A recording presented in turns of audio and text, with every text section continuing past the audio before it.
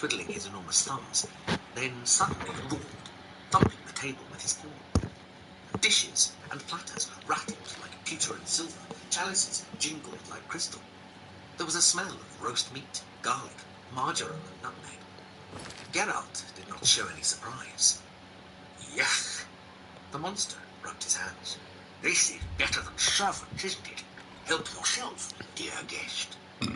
Here is some fowl, here's some boar ham, here a tureen of, I don't know what, something. Here we have some hazel grouse. Pox, no, it's partridge. I got the spells muddled up. Eat up, eat up. This is proper, real food, don't worry. I'm not worried. Geralt tore the fowl in two. I forgot, snorted the monster, that you're not timid. What shall I call you? Geralt. And your name, dear host? Nivellen. But they call me Dagon or Fanger around here, and they use me to frighten children. Hello. The monster poured the contents of an enormous chalice down his throat, after which he sank his fingers in the terrine, tearing half of it from the bowl in one go. Frighten children, repeated Geralt with his mouth full, without any reason or doubt. Of course not. Your health, get out. And yours, Nivellen. How's the wine? Have you noticed that it's made from grapes, not apples? But if you don't like it, I'll conjure up a different one. Thank you. It's not bad. Are your magical powers innate? No. I've had them since growing this. This trap, that is. I don't know how it happened myself, but the house does whatever I wish. Nothing very big. I can conjure up food, drink, clothes, clean linen, hot water, soap. Any woman can do that, and without using magic at that. I can open and close windows and doors. I can light a fire. Nothing very remarkable. It's something. And this trap, as you call it, have you had it long? Hello. 12 years. How did it happen? What's it got to do with you? Pour yourself some more wine. With pleasure. It's a pleasure to meet you. I'm Countess Velga of Coral. Unacceptable. I wish I had time to chat, but I'm afraid I'm in the middle of an investigation. It's got nothing to do with you. While I understand Bruma's need, Coral's own defense must come first. I cannot spare any soldiers as long as Coral remains under threat from the Oblivion Gate outside our walls. Second, Pox only knows. And the third. As the head of the Elder Council, High Chancellor Orcato is the de facto ruler of the Empire for the time being. Sad, spotty face and watery eyes. I've warned my people to stay inside the walls and put my guard on full alert. There's nothing else we can do. Can you see? You seem the trusting type. Perhaps you can assist me. It seems someone has taken away an heirloom that is quite dear to me. I want you to help me recover a stolen painting. The painting was of my lost love, the Count Velga, and it has been stolen from my bedchamber. If you find the painting and bring the culprit to justice, you shall be justly rewarded. What say you? A human looking at my portrait. Sure, I'll find your painting. Very well. I suggest you begin to gather clues. And I warn you, do not accuse the wrong person, or I shall be quite cross with you. Here are some keys. They should allow you access to many of the restricted areas in Castle Coral. When you find enough evidence, confront the person whom you believe to be the villain and see if they will confess. I do not wish them harmed, as I want the thief to face justice. Your best bet is to speak to residents of the castle. Once you have found out all you can, search for physical clues. They kill monsters for money. You remember correctly. Silence. The painting is all I have left that reminds me of the Count. I spend many a lonely night wishing that the words I speak to it will be heard, and not just fall upon the lifeless pigments and canvas. Nivellen sat still, lightly twitching his... A master sorcerer like Janus Hasildor inevitably outlives all his peers. It must be a lonely existence. Before I jump on you. Chanel and Orgnoth both reside in the private quarters section. They have been restricted to remain indoors, so they should be easy to find. You may also want to speak to Bicknell, the captain of the guard. He can be found on patrol in Coral or in the barracks. Finally, I would try speaking to Orak Rogoth, who is my steward. He resides in the private quarters section as well. If he isn't in the castle, he may be at the Northern Goods and Trade, buying food to stock our larder. I was elsewhere at the time of the robbery, and the chamber was locked. The only other people who have had access to the chamber and were unaccounted for are the court mage, Chanel, and the porter, Orgnolf. Don't forget to check with Bitneld, the captain of the guard, my steward, Orak Brogoth, and my herald, Laith Wavrick. I'm here by accident. You're not lying. Good luck, investigator. I'm not in the habit of lying. And what am I in the habit of doing? I've heard about witches. They abduct tiny children whom they feed with magic herbs. The ones who survive become witches themselves, sorcerers with inhuman powers. They are taught to kill, and all human feelings and reactions are trained out of them. They're turned into monsters in order to kill other monsters. Hello? I've heard it said it's high time someone started hunting witches, as there are fewer and fewer monsters and more witches. Do have some partridge. Yes. When it's completely cooked. Nivellen took the partridge from the dish, put it between his jaws, and crunched it like a piece of toast, bones cracking as they were crushed between his teeth. Why don't you say anything? He asked indistinctly, swallowing. How much of the rumors about you witches is true? Practically nothing. And what's a lie? Well, there are fewer and fewer monsters. True, there's a fair number of them. Nivellen bared his fangs. One is sitting in front of you, wondering if he did the right thing by inviting you in. I didn't like your guild badge right from the start. You aren't a monster, Nivellen, the witcher said dryly. Fox, that's something new. So, what am I? Cranberry pudding? A flock of wild geese flying south on a sad November morning? No, maybe I'm the virtue that a miller's buxom daughter lost in spring. Well, get out. Tell me what I am. Can't you see I'm shaking with curiosity? You're not a monster. Otherwise, you wouldn't be able to touch this silver tray. But in no way could you hold my medallion. Ah! Nivellen roared, so powerfully the candle flames fell horizontal for a moment. Today, very clearly, is a day for revealing great and terrible secrets. Now I'm going to be told that I grew these ears because I didn't like milky porridge as a child. No, Nivellen, said Geralt calmly. It happened because of the spell. I'm sure you know who cast that spell. And what if I do? In many cases, the spell can be uncast. You, as a witcher, can uncast a spell in many cases. I can. Let it try. No, I don't. The monster opened his jaws and poked out his tongue, 2 span long and very red. Surprised or hesitant? The monster giggled and lounged in his armchair. I knew that would, he said. Pour yourself some more, get comfortable, and I'll tell you the whole story. Witcher or not, you've got an honest face, and I feel like talking. Pour yourself more. There's none left. Pox on it. The monster cleared his throat, then thumped the table with his paw again. A large earthenware demijohn in a wicker basket appeared next to the 2 empty carafes from nowhere. Nivellen tore the ceiling wax off with his teeth. As no doubt you've noticed, he began. This is quite a remote area. It's a long way to the nearest human settlement. It's because, you see, my father and my grandfather too, at the time, didn't make themselves particularly loved by our neighbors who were merchants on the highway.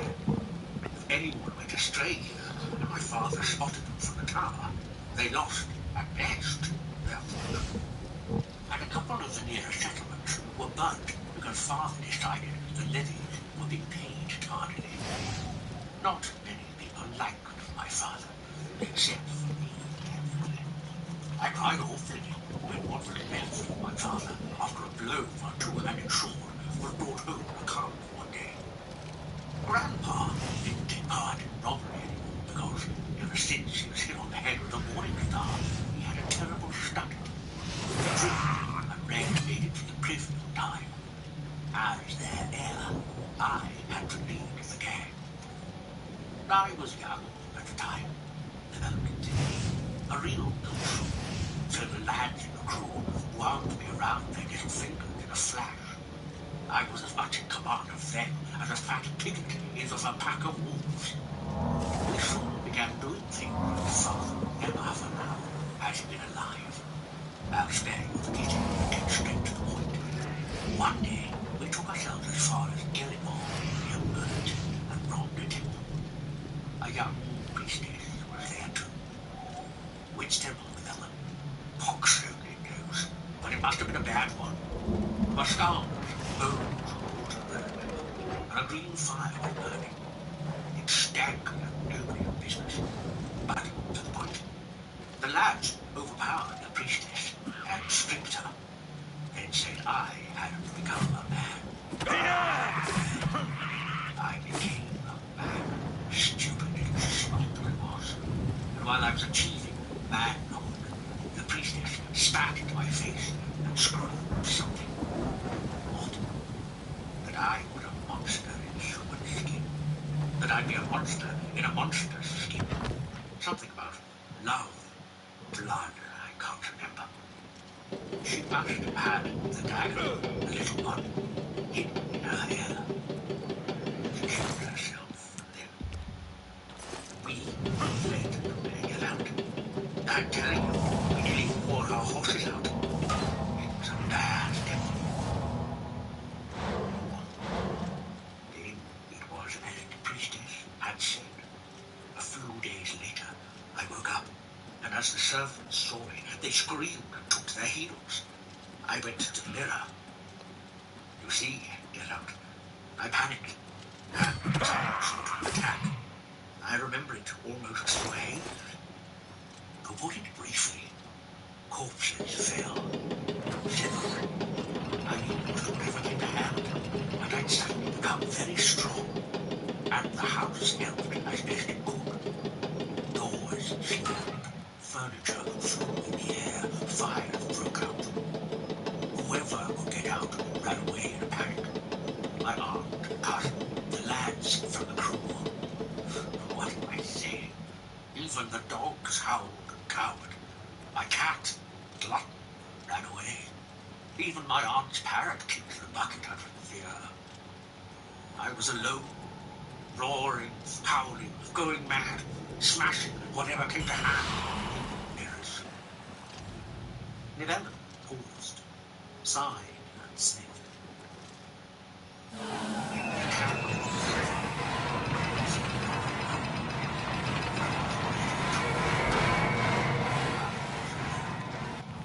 I couldn't explain to anyone that only my appearance changed. Oh, this horrible shame.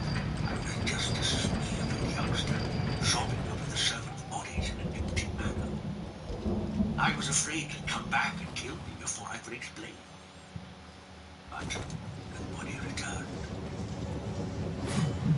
The monster was silent for a moment, wiped his nose listening.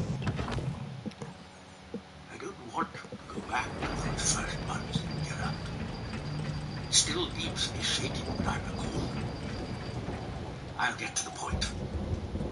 For a long time, a very long time, I sat in a manner quiet as a mouse, not stirring from the place. If anyone appeared, which rarely happened, I would go out. I'd tell the house to slam the shutter a dozen times. I'd roar through the gargoyle, and that was usually enough for the would-be guest to leave in a hurry.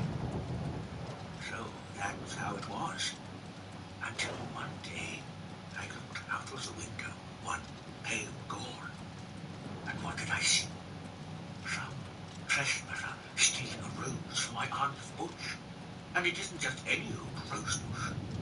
These are blue roses from Nazaire. It was grandfather who brought the seedlings. I flew into a fury and jumped outside. The fat trespasser, maybe he was the one that he lost it when he saw me, screamed that he wanted a few Fenner's daughter, that I should spare his life and his health. I was just ready to kick him out of the main gate when I remembered something. Stories linger like Nanny, the old bag, used to tell me.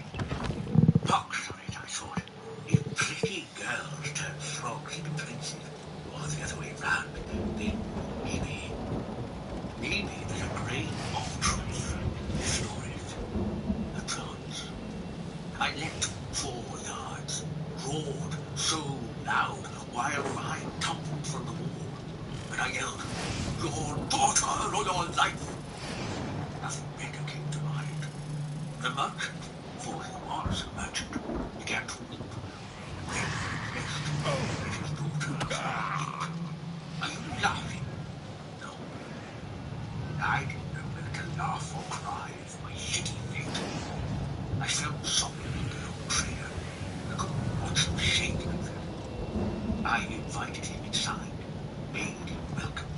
And when he was leaving, I poured gold and precious stones into his bag. There was still a fair fortune in the cellar from Father's Day. I hadn't quite known what to do with it, so I could allow myself this gesture. The merchant, said profusely that he slowed all over himself. He must have boasted about his adventure somewhere, because not 2 weeks had gone by when another merchant appeared. He had a pretty large bag ready to fill, and a grocery Helen extended his legs on the table and stretched into the armchair crate. I came to an understanding with the merchant in no time. He continued. He leave her with me for a year. I had to help him load the sack on his mule. He could manage by himself. Now the girl, she had fits in the sight of me for a while. She really thought. But after a month, we were eating at the same table, chatting and going for long walks.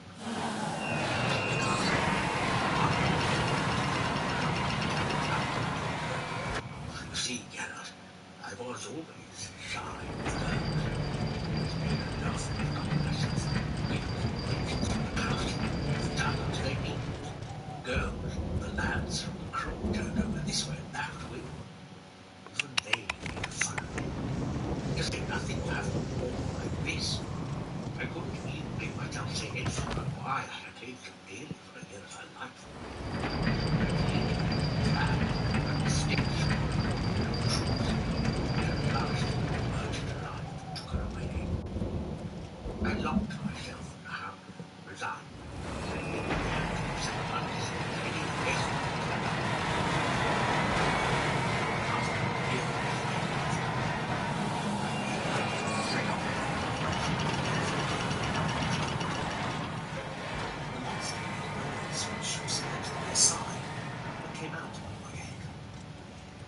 The next one, he said after a while, was called Fenna.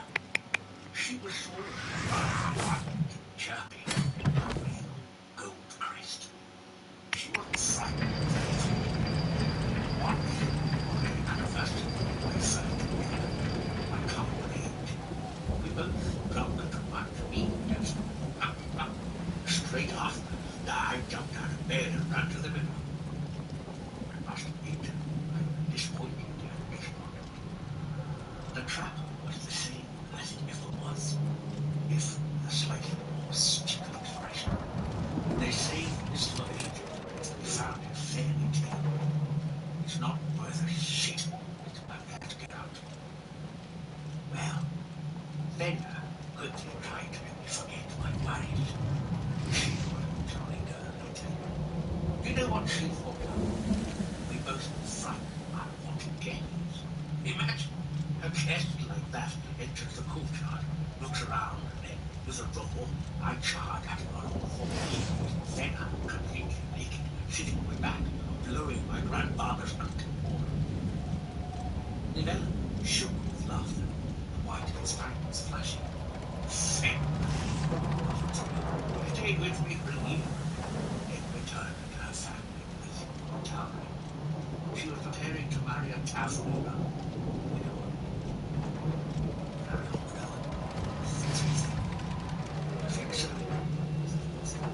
scratching himself between the ears with a rustling sound. Right. The next one, Primula, was the daughter of an impoverished knight. The knight, when he got here, had a skinny horse, a rusty cuirass, and incredible guess. He was as hideous as a cowdog, I tell you, Geralt, and spread a similar smell. Primula had waited my right hand to conceive while he was at war, and she was quite pretty. I didn't frighten her, which isn't surprising, really, as compared to her parent, I must believe quite comely. She had, as it turned out, quite a temperament, and I, having gained some self-confidence, seized the rope by the horns. After 2 years, Primula and I already had a very intimate relationship. She liked to pull me by the ears and shouted, "Fight me today, you animal!" and "Tear me apart, you beast!" and other equally idiotic things. I ran to the mirror in a race, but just imagine, Geralt, I look at myself with growing anxiety. Less did I long to return to my former shape. You see, Geralt, I used to be a weakling, and now I've become a strapping fellow. I keep getting ill, I would cough, my nose would run, but now I don't catch anything. And my teeth, you wouldn't believe how rotten my teeth would get. And now I can bite through the leg of a chair.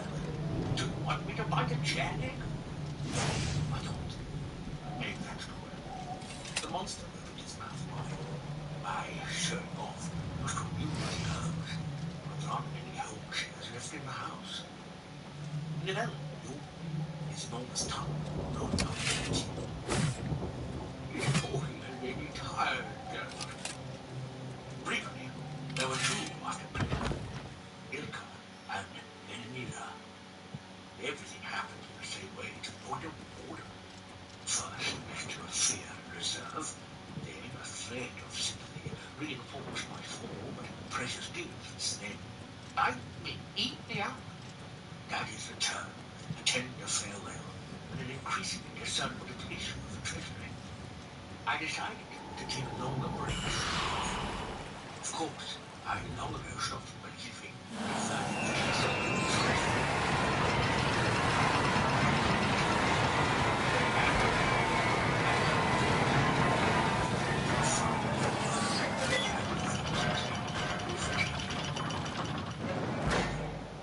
no changes, It's true, I have a horse's health, which came with the way I looked for one.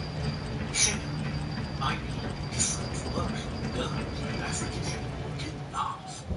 I'm certain that as a showman, I'd have to give a mighty good chase to get at a girl like, for example, Yenira, who was an extremely beautiful lady.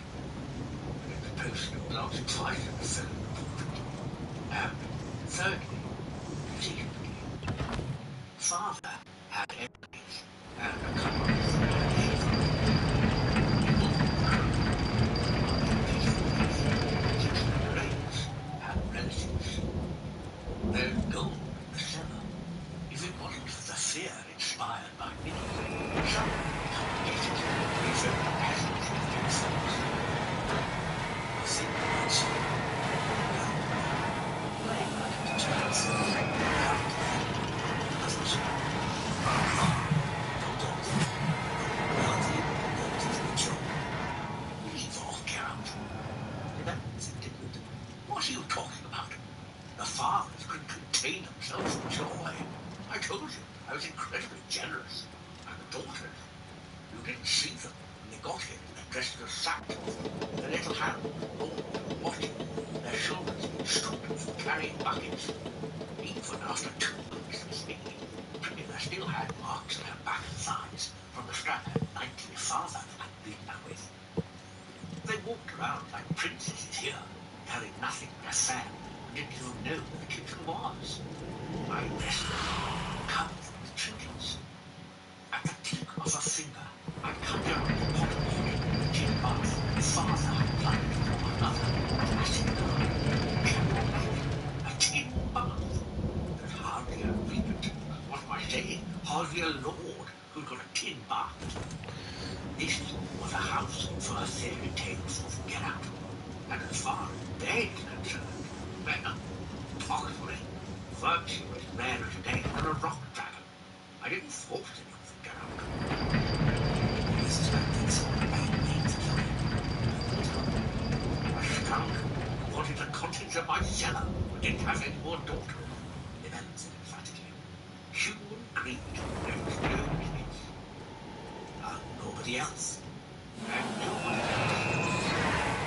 They both remained on the side of the candle flames.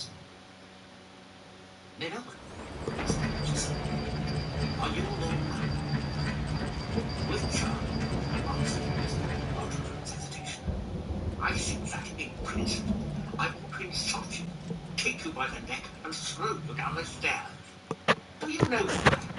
Because you treat me like a dimwit. I noticed how you did, cocking your ears, glancing at the door. You know perfectly well that I don't live alone. I'm right. Why, some talks, holidays. Yes, in the forest by the gate. It's she, my merchants and daughters, have been waiting here empty-handed for some time. So, you know about that?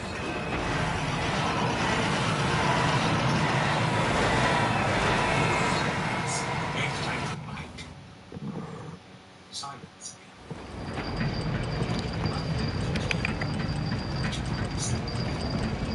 Like the hospitality of the elves. The time I was on my way. Quite right. Llewellyn also got up. For certain reasons, I can't offer you a room in the manor for the night, and I don't encourage you to spend the night in this house. Ever since the area's been deserted, it's been bad at night here. I want to get back to the highway road now. Bear that in mind, though. Are you sure you don't need my help? The monster looked at him askance. You think you could help me?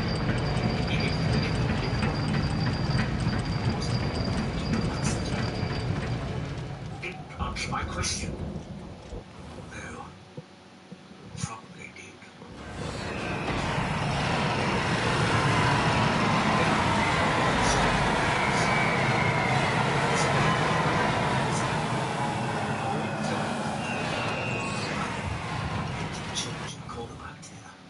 The lion-headed spider.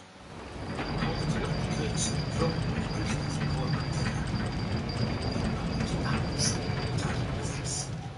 But who does? So, you are interested after all. You said things were fine as they are. As they are, yes, but not as they might be. I'm afraid of... What are you afraid of? The monster stopped at the door to the court. I've had enough questions, Richard, but you keep asking instead of answering mine. Obviously, you've got to be asked in the right way. Listen. For some time now, I've had business trouble. Maybe the word monstrous would be more accurate. Am I right to be afraid? Brief.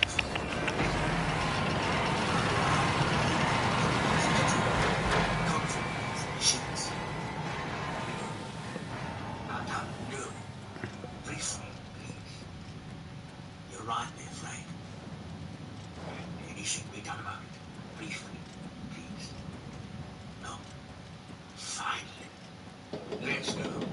I'll see you up. In the courtyard, as Geralt was adjusting the saddle bags, Llewellyn strode to the small strips and asked her. Roach, pleased with the caress, lowered her head. Animals like me, but I like them too. My cat, Glutton, ran away at the beginning, but she came back later. For a long time, she was the only living creature who kept me company in my misfortune. Verena, too. For only friends. Geralt smiled. She liked cats too. Birds. Llewellyn bared his teeth. I gave myself away, unfortunately. But what's the harm? She isn't enough merchant to get out, or another attempt to find a grain of truth in old folk tales. It's you. We love each other.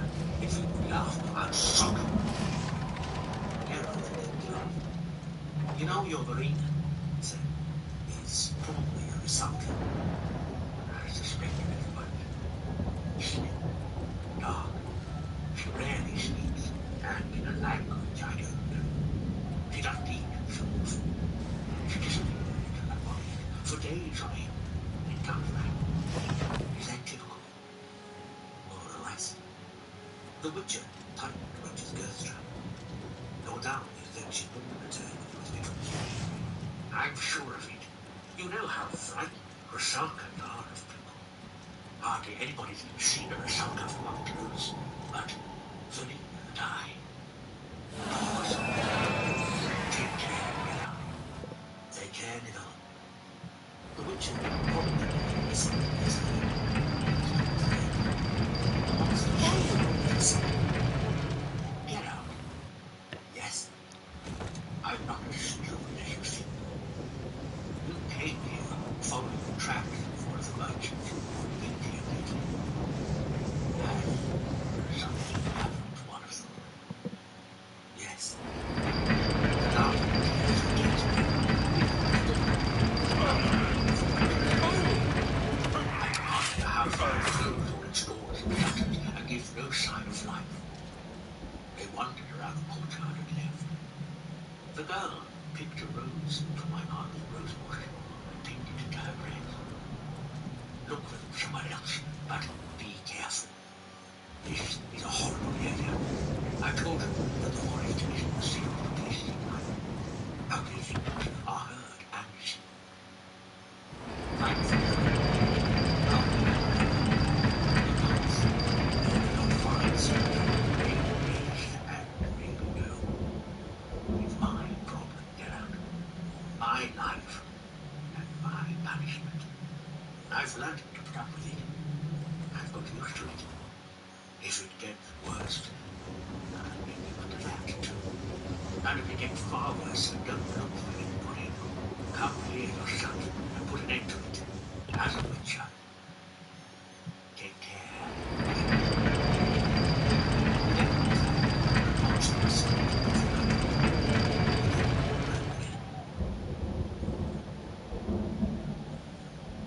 Part 3. The area was deserted, wild and ominously inhospitable.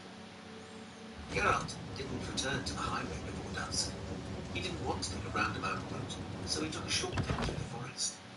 He spent the night on the bare summit of a high hill, his sword in his hands, beside a tiny cabin, to which every now and then he was 6 months ago. In the middle of the night, he noticed the glow of a fire far away in the valley. He heard mad howling and singing, and a sound which could only have been the screaming of a tortured woman. When dawn had barely broken, he made his way there, to find nothing but a trampled glade and charred bones and steaming ashes. Something sitting in the crown of an enormous oak shrieked and hissed. It could have been a harpy or an ordinary wildcat. The Witcher didn't stop to check.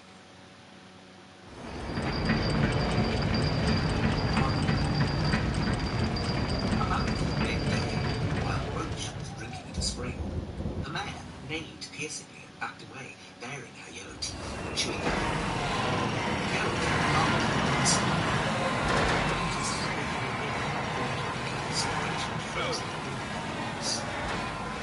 "You're becoming a real hysteric, Roach," he said. "This is just an ordinary devil's ring. What's the fuss?" The mare snorted, turning her head towards him. The Witcher rubbed his forehead, frowned, then he leapt into the saddle, turned the horse around, and started back, following his own tracks. Animals like me. Sorry, Roach. Turns out you've got more brains than me. Part 5.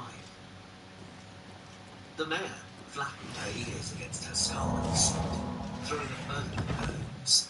She didn't want to go. Geralt didn't come with the sun. He jumped in the saddle and threw the reins over the horse's head. He no longer had his own sword in its lizard skin sheath on his back. Its place was filled with a shiny, beautiful weapon with a cruciform and slender, well-weighted hilt, ending in a spherical pommel made of white metal. time, the gate didn't open for him. It was already open, just as he had left it. He heard singing. He didn't understand the words. He couldn't even identify the language. He didn't need to. The Witcher felt and understood the very nature, the essence of this quiet, piercing song which flowed through the veins in a wave of nauseous, overpowering menace. The singing broke off abruptly, and then he saw her.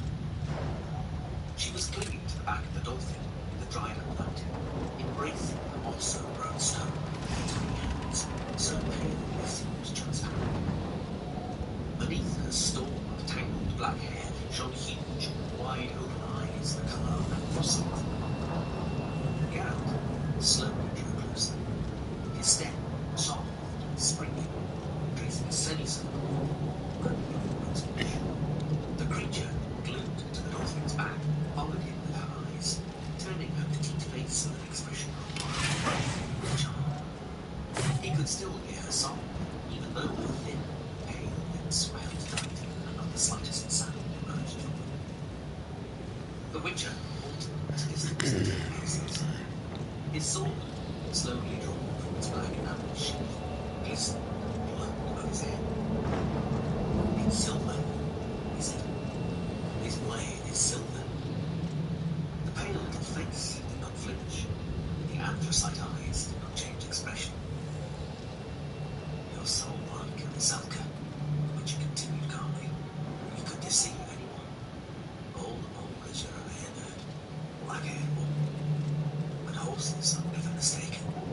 They recognize creatures like you instinctively and perfectly. What are you? I think you're a Moola or an Alpor. An ordinary vampire couldn't come out in the sun." The corners of the pale lips quivered and turned up a little. "The Velen attracted you to that shed of his, didn't he? You were born with his dreams. I can guess what sort of dreams they were when I get him." The creature didn't move. "You like birds," continued the Witcher, "but that doesn't stop you biting the necks of people of both sexes, does it? You and Velen, indeed. A beautiful couple you'd make. A monster and a vampire, rulers of a forest castle. You'd dominate the whole area in a flash. You, eternally thirsty for blood. And he, your guardian, a murderer at your service, a blind tool. At first, he had to become a true monster, not a human being in a monster's mask." The huge black eyes narrowed. "Where is it, black-haired one? You were singing, so you've drunk some blood. You've taken the ultimate measure, which means you haven't managed to enslave his mind. Am I right?" The black-traced head nodded slightly, almost innocently, and the corners of the mouth turned up even more. The tiny little face took on an eerie expression. "No doubt you consider yourself the lady of this manor now." A nod, this time clearer. "Are you a Moola?" A slow shiver. The hiss which reverberated through his bones could only have come from the pale, ghastly, smiling lips, although the Witcher didn't see them move. "Alpor?" Denial. The Witcher backed away and clasped the hilt of his sword tighter. "That means you're..." The corners of the lips started to turn up higher and higher. The lips flew open. "A Bruxa!" the Witcher shouted, throwing himself towards the fountain. From behind the pale lips glistened white, spiky fangs. The vampire jumped up, arched her back like a leopard and screamed. The wave of sound hit the Witcher like a battering ram, depriving him of breath, crushing his ribs, piercing his ears and brain with thorns of pain. Flying backwards, he just managed to cross his wrists in a sign of heliotrope. The spell cushioned some of his impact on the wall, but even so, the world grew dark, and the remainder of his breath burst through his lungs in a cry. On the dolphin's bank, in the stone circle of the dried fountain, where a dainty girl in a white dress had sat just a moment ago, an enormous black bat flattened its glossy body, opening its long, narrow jaws wide, revealing rows of needle-like white teeth. The membranous wings spread and flapped silently, and the creature charged at the Witcher like an arrow fired from a crossbow. Geralt, with a metallic taste of blood in his mouth, shouted a spell, and through his hand, fingers spread in the sign of Quen out in front of him. The bat, hissing, turned abruptly, then chuckled and veered up into the air before diving down vertically, straight at the nape of the witch's neck. Geralt jumped aside, slashed, missed. The bat, smoothly, gracefully drew in a wing, circled around him and attacked anew, opening its eyeless, toothed snout wide. Geralt waited, sword held with both hands, always pointed in the creature's direction. At the last moment, he jumped, not to the side, but forward, dealing a swinging cut which made the air howl. He missed.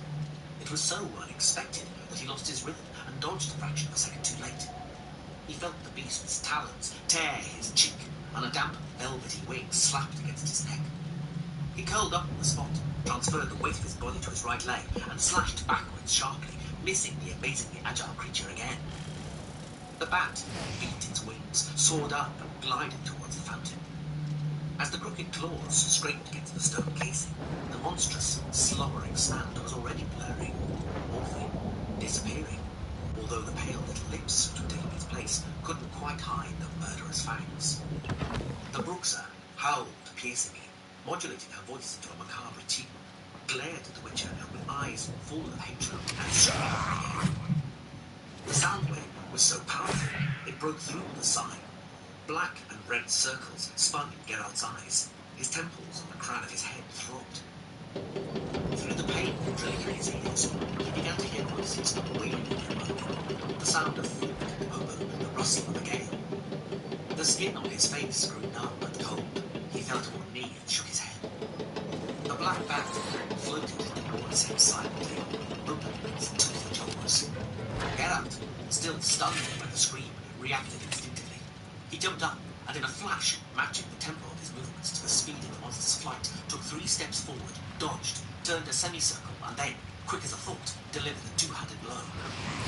The blade met no resistance. Almost no resistance. He heard a scream, but this time it was a scream of pain, caused by the touch. The waiting Bruxa was morphing on the dolphin's back. On her white dress, slightly above her left breast, a red stain was visible beneath a slash no longer than a little finger.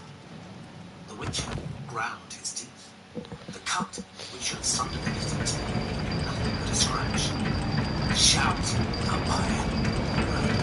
Wiping the blood from his cheek. Scream your guts out. Lose your strength, and then I'll slash your pretty little head off. You will be the first to grow weak, sorcerer. I will kill you. The Bruxa's lips didn't move, but the Witcher heard the words clearly. They resounded in his mind, echoing and reverberating as if underwater. We shall see, he muttered through his teeth as he walked, bent over in the direction of the fountain. I will kill you.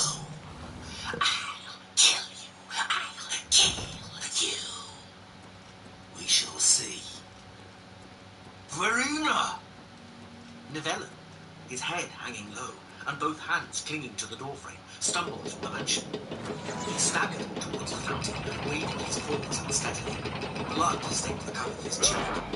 Verena! He roared again. The Bruxa jerked her head in his direction. Geralt, raising his sword to strike, jumped towards her, but the vampire's reaction was much faster. A sharp scream and another sound wave knocked the Witcher from his feet. He tumbled onto his back and scraped against the ground with a glove. The Bruxa arched, tensed to jump, her fangs flashing like daggers.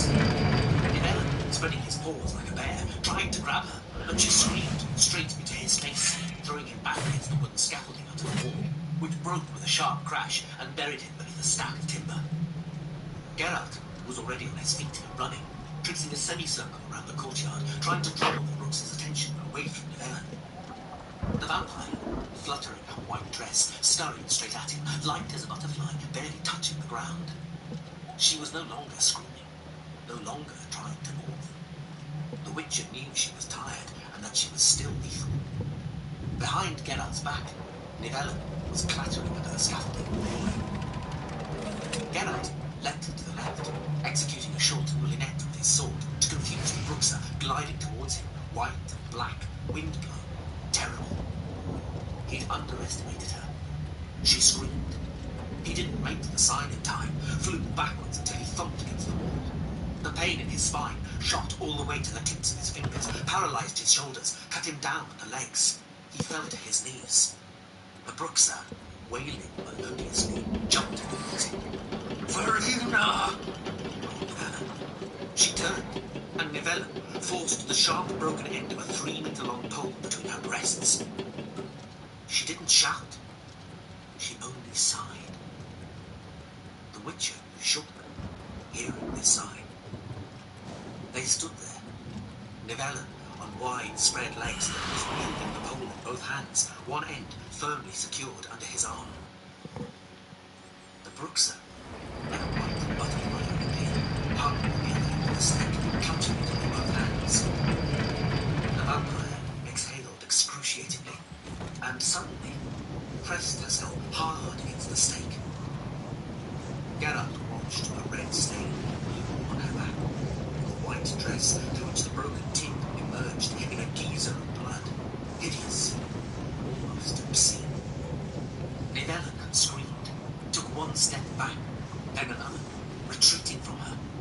But he didn't let go of the pole and dragged the Bruxer behind him. One more step, and he leaned back against the mansion. The end of the pole scraped against them. Slowly, as if a caress, the Bruxer moved her tiny hands along the stake, stretched her arms out to their full length, grasped the pole hard, and pulled on it again. Over a meter of bloody wood already protruded from her back. Her eyes were wide open, her head flung back. Her sighs became more frequent and rhythmic, turning into a ruckling wheeze.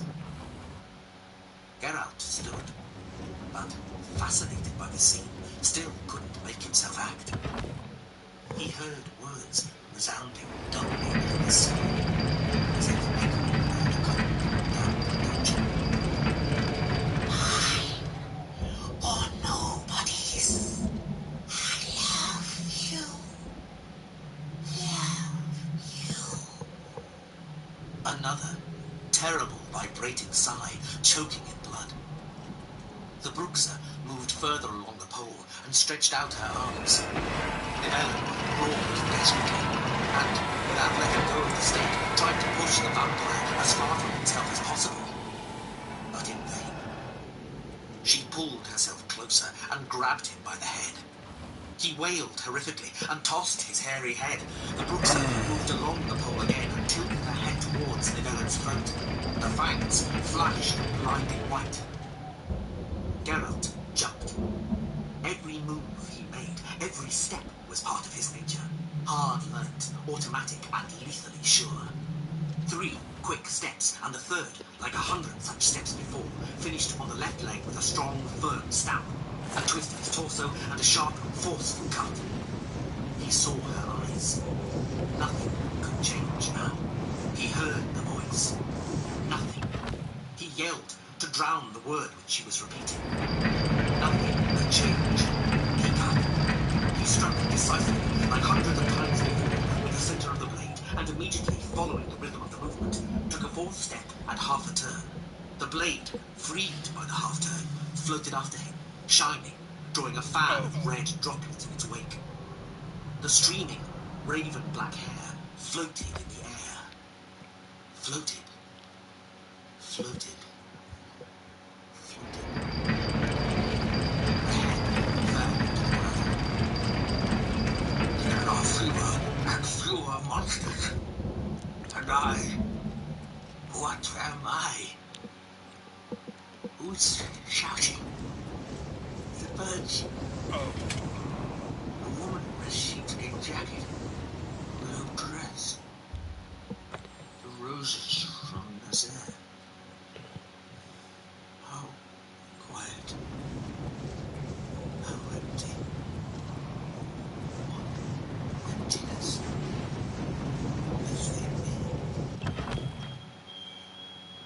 Nivellen, curled up in a bundle, sheltering his head in his arms, shaking with twitches and shivers, was lying in the bedrooms of the night.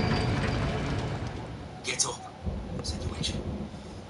The young, handsome, well-built man with a pale complexion, lying by the wall, raised his head and looked around.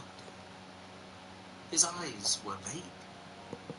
He rubbed them with his knuckles. Alright, so I'm going to have to come back to this one, because obviously there's He moaned many secrets to unlock in every game you play. ran it along his gums for a long And unless I question artificial intelligence or the World Wide Web, I could spend hours trying to figure out the secret door to this secret level.